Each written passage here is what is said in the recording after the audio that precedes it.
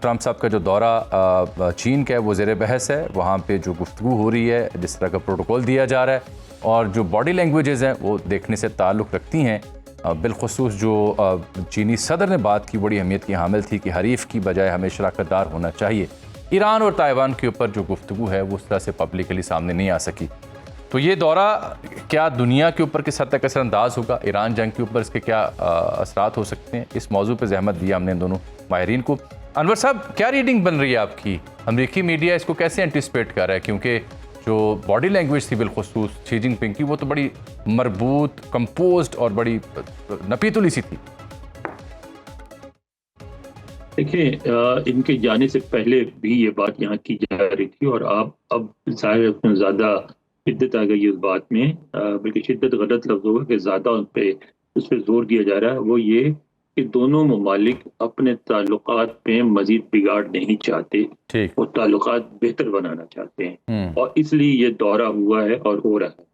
अलबत्ता दौरे के पहले भी ये बात की गई थी और अब भी यही कही जा रही है कि ईरान पर, ताइवान पर और इस तरह के दूसरे जो जियो पॉलिटिकल इश्यूज हैं, उन पे इस दौरे में कोई बड़ा समझौता, कोई ब्रेक थ्रू नहीं होगा।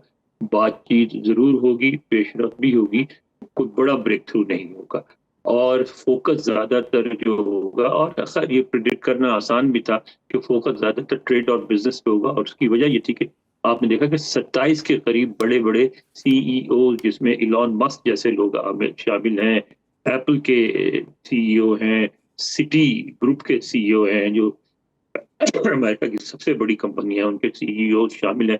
तो ये इस तरह के लोग हैं जिनका एक एक लम्हा कीमती होता है, क्योंकि इनके बारे में ये कहा जाता है कि जब सो रहे होते हैं, उस वक्त जब सुबह सो के उठते हैं तो उस वक्त तक उनकी दौलत में hundreds of millions of dollars का इजाफा हो चुका होता है। तो जब तक उनको किसी ट्रेड डील की तवक्को ना हो, कोई मुनाफे की तवक्को ना हो, किसी दौरे पे वो नहीं जाते, सिर्फ इस शौक में नहीं जाते कि अमेरिका का सदर लेके जा रहा है। तो यहाँ पहले से कहा जा रहा था कि फोकस जो होगा वो ट्रेड डील पे होगा और जो टैरिफ लगाया हुआ अमेरिका ने उस पर होगा।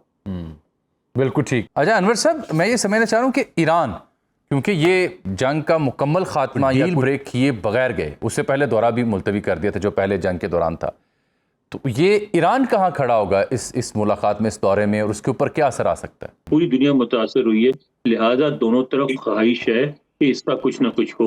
लेकिन जिस तरह यहाँ मीडिया कह रहा है कि ये दौरा जो है वो रिलेशनशिप मैनेजमेंट पे है, यानी रिलेशनशिप रीडिफाइन करने पे नहीं, क्योंकि दोनों फरीक इस बात को तस्लीम करते हैं कि स्ट्रेटेजिक मसाइल हों, इकनॉमिक मसाइल हों, उन हर पे उनके इख्तलाफात मौजूद हैं, इख्तलाफात मौजूद रहेंगे।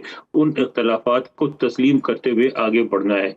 तो ईरान में भी पेशरफ्त होगी, इसी तरह होगी। अचानक कोई डील नहीं हो सकती। चाइना का किरदार अमेरिका तस्लीम करता है, अमेरिका का किरदार चाइना तस्लीम करता है, और कम से कम वाशिंगटन ये समझता है, सब कहा जाता है कि बीजिंग में ये बात समझी जाती है कि सदर ट्रंप कोई भी ऐसा समझौता नहीं करेंगे जिसमें अमेरिका वाज़ेह तौर पे शिकस्त खुर्दा फरीक नजर आए। और अमरीकी का कहना है कि जो ईरान ने शरायत पेश की, मसलन तावाने जंग अदा करो, तो उन्होंने कहा भाई तावाने जंग अदा करने वाले, मैं यहाँ जो गुफ्तगू हो रही है वो बता रहा हूँ, तावाने जंग वो ममालिक अदा करते हैं जो जंग हार जाए। अगर तो ईरान की फौजें वाशिंगटन में बैठी होती या उनके बहरी जहाज न्यूयॉर्क हार्बर में खड़े होते तो हम तावान दे देते। हमने जाके अपने मुल्क से हजारों मील दूर अगर एक जंग छेड़ी है तो हमें कौन सी ऐसी शिकस्त हो गई कि हम तावानी जंग दें।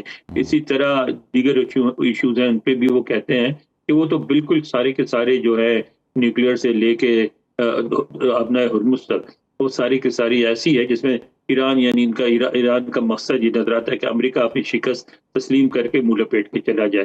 तो वो कहते हैं कि बीजिंग भी इस बात को समझता है और बीजिंग भी नहीं चाहता कि जो बैनुल अक़वामी पावर शेयरिंग है, जो बैनुल अक़वामी अरेंजमेंट है दुनिया में पावर की, उसमें कोई बहुत बड़ा फर्क आए, कोई बहुत बड़ी तब्दीली हो। ठीक।